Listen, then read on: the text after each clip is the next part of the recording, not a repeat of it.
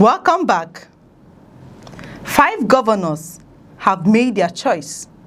But in a democracy, endorsements are only the beginning of the story. The real test comes when millions of citizens enter polling units and cast their votes. That is the political reality now confronting Nigeria after Imo State Governor and Chairman of the Southeast Governors Forum, Senator Hope Uzodinma, announced that the 5 governors of the Southeast had agreed to support President Bola Ahmed Tinubu's re-election bid in 2027. It is a declaration that immediately strengthens the president's political momentum, but it also raises an important question about the relationship between political leadership and public opinion. We, the 5 governors of Southeast, we have reviewed all options and decided that we will work with President Bola Ahmed Tinubu. Governor Uzodinma made the announcement in Owerri during a meeting with traditional rulers and members of the Imo State Elders Council. According to him, the governors examined the Tinubu's administration performance across the Southeast before reaching their decision. Although they belong to different political parties, he said, they concluded that continued cooperation with the federal government would better serve the interests of the region. He added that the governors intend to pay a joint courtesy visit to President Tinubu as another step towards strengthening that partnership. The governor argued that the decision was driven by visible development rather than partisan politics. Among the projects he highlighted was the establishment of the Southeast Development Commission. Only last week, President Bola Ahmed Tinubu allocated $3 billion to reconstruct this Eastern Rail Corridor, Port Harcourt to Maiduguri. The second Niger Bridge was completed but left without the ancillary roads.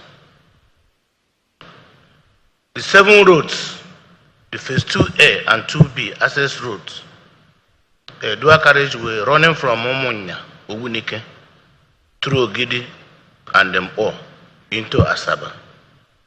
An agency created to coordinate infrastructure, reconstruction, and economic development across the region.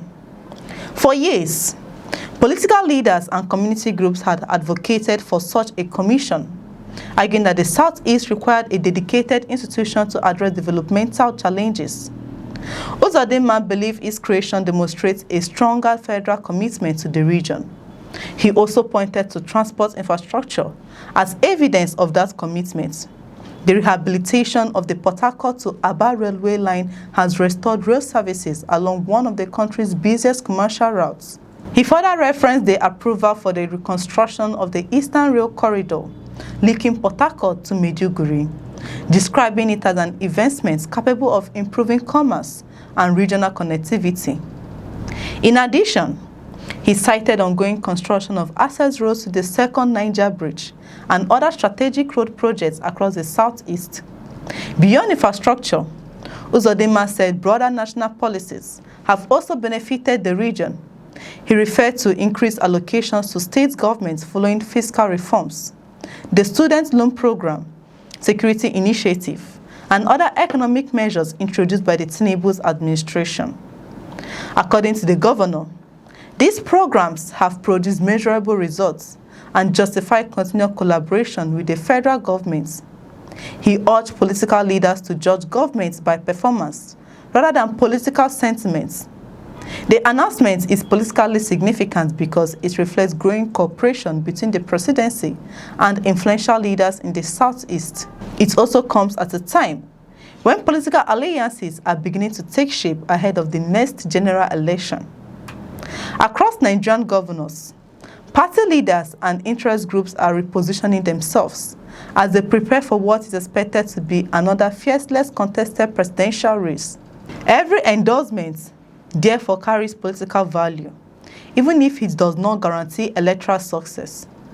However, it is equally important to separate political endorsements from electoral outcomes. The Southeast Governors Forum consists of 5 governors representing 5 states.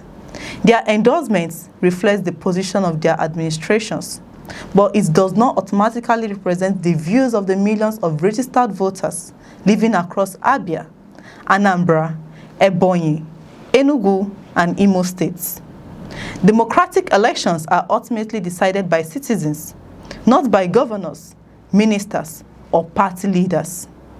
Nigeria's political history offers many examples where endorsement failed to determine election results. Governors have supported presidential candidates who later lost in their own states, while opposition candidates have sometimes secured victories despite facing the combined strength of states' political structures. Voters consider many factors before making their choices, including economic conditions, security, infrastructure, candidate credibility, party organization, and local party realities. Those factors often outweigh endorsements made by political elites. The Southeast has also demonstrated an independent political character over the years. Elections in the region have frequently reflected the priorities of local communities rather than the preferences of political office holders alone. That is one reason why analysts often describe the region as politically dynamic and difficult to predict.